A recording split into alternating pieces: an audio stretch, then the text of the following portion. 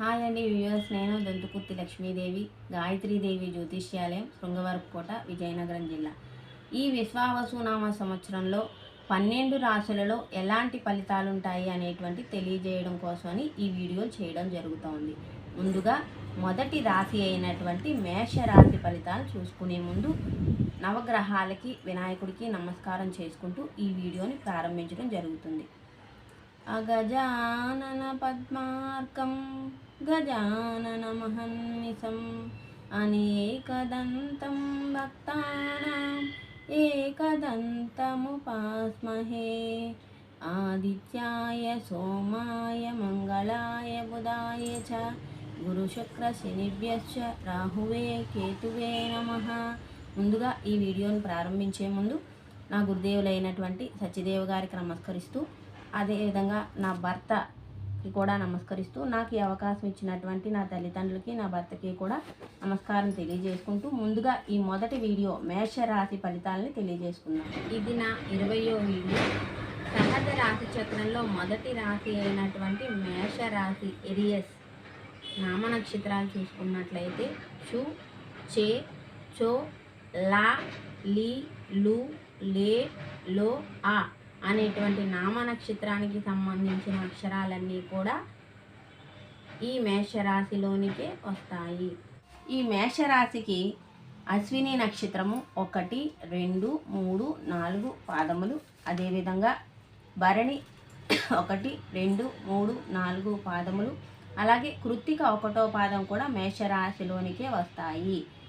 ఆదాయం 2, వ్యయం 14, అదేవిధంగా రాజ్యపూజ్యం 5, అవమానం 7.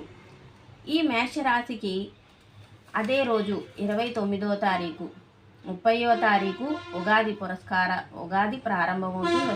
విశ్వావసునామ సంవత్సరం ఉగాది ప్రారంభమవుతుంది. ముందు రోజు రాత్రి శని మీనరాశిలోకి ప్రవేశించడం వలన ఈ మేషరాశి వారందరికీ కూడా ఏలినాటి శని ప్రారంభమవుతుంది.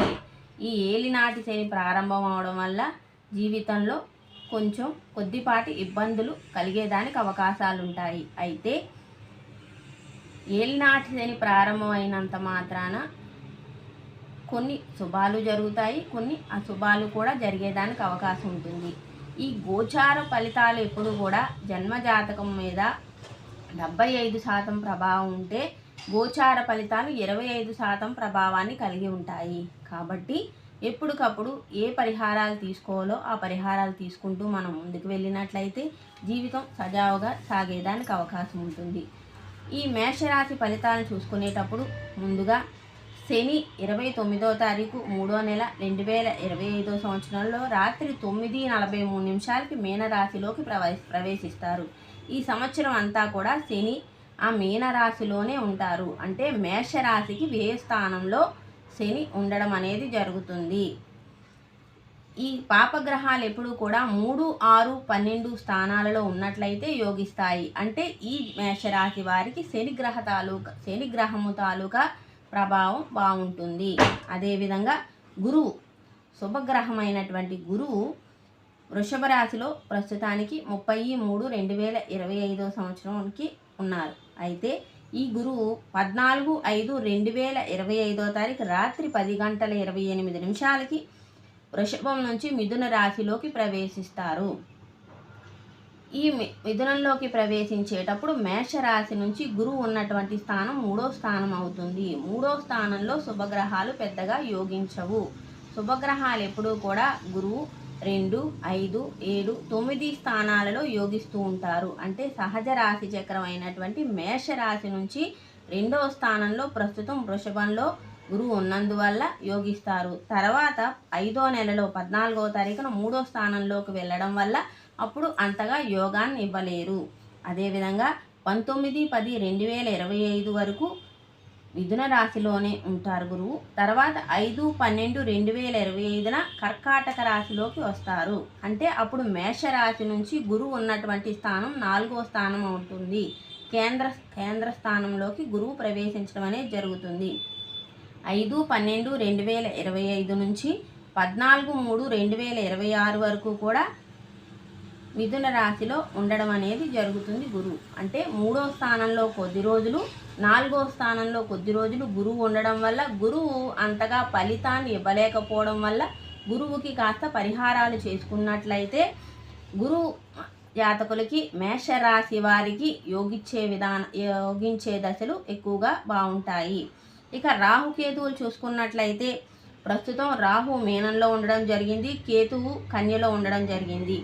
18/5/2025 సంవత్సరం 25లో రాహు మీనం నుంచి కుంభంలోకి ప్రవేశించడం, అలాగే కేతువు అదే సమయంలో కన్య నుంచి సింహంలోకి ప్రవేశించడం అనేది జరుగుతుంది.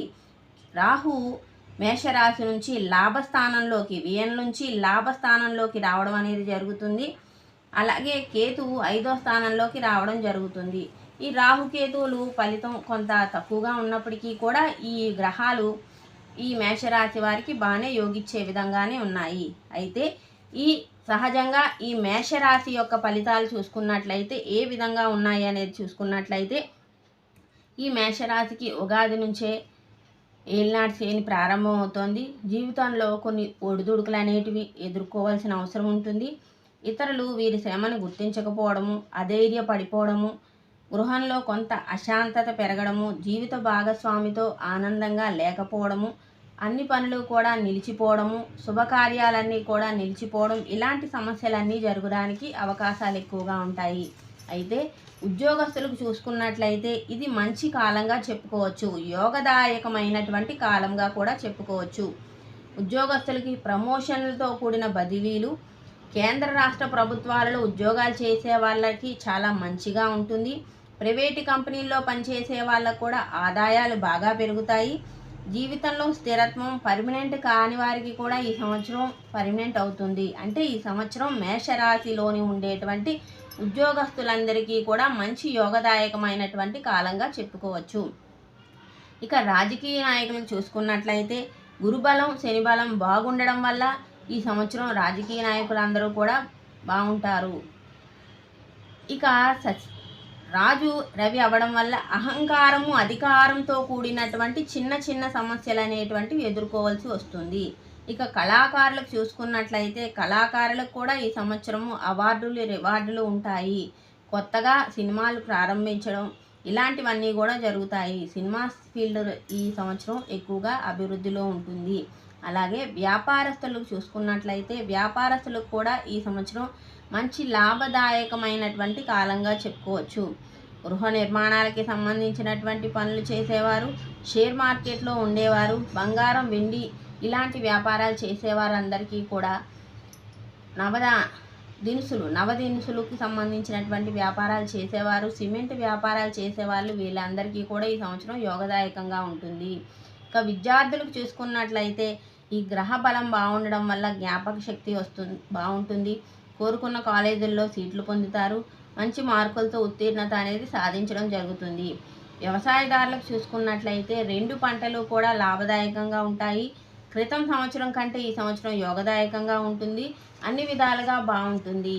అదేవిధంగా చూసుకున్నట్లయితే ఈ సంవత్సరం కొంతమేర స్త్రీలకు అనుకూలమైనటువంటి విషయంగానే చెప్పుకోవచ్చు. అయితే ఏలినాటి శని ప్రభావం వల్ల మనశ్శాంతి లేకపోవడము, ఆరోగ్య భంగములు, ఏ పని చేయడానికి మనస్కరించకపోవడము, ఆర్థిక పరిస్థితుల్లో చిన్న చిన్న ఇబ్బందులు, మొత్తం మీద ఈ సంవత్సరం మేషరాశికి చూసుకున్నట్లయితే మంచి ఫలితాలే ఉండేదానికి అవకాశం ఉంది. అయితే ఏలినాటి శని ప్రభావం వల్ల వీరు కొంత శనీశ్వరుడికి తైలాభిషేకం చేసుకోవడం, ఏదైనా ఆలయంలో నువ్వుల నూనె శనివారం దీపానికి ఇవ్వడము, శనీశ్వరుడికి తైలాభిషేకం చేసుకుంటూ ఉండడం, ఎప్పటికప్పుడు ఆవుకి నల్ల నువ్వులు నానబెట్టి శనివారం నాడు సాయంత్రం 5:30 నుంచి 6:30 లోపల పెట్టడం, ఇలాంటివి చేస్తూ ఉన్నట్లయితే శనిగ్రహ ప్రభావం తగ్గి శనిగ్రహము మనకి అనుకూలాన్ని ఇస్తుంది. అదేవిధంగా శని స్తోత్రం చదువుకోవడము, శనీశ్వరుడికి అష్టోత్తరం చదువుకోవడము ఇలాంటివి చేయడం వల్ల కూడా చాలా బాగుంటుంది. అలాగే మేషరాశి వారికి గురువు 3వ ఇంట్లోకి రావడం వలన 5వ నెల నుంచి వారు గురువుకి అనుకూలత పొందడం కోసమని, అనుకున్న పనులు జరగడం కోసమని ఆవుకి శనగలు నానపెట్టి పెట్టడము, అదేవిధంగా శనగలు దానం ఇవ్వడము, లడ్డూలు పంచిపెట్టడం ఇలాంటివి చేసినట్లయితే గురుబలం పెరిగి అనుకున్నటువంటి పనులు సిద్ధిస్తాయి. ఇది ఈ సంవత్సరం విశ్వావసు నామ సంవత్సరంలో మేషరాశి తాలూకా ఫలితములు.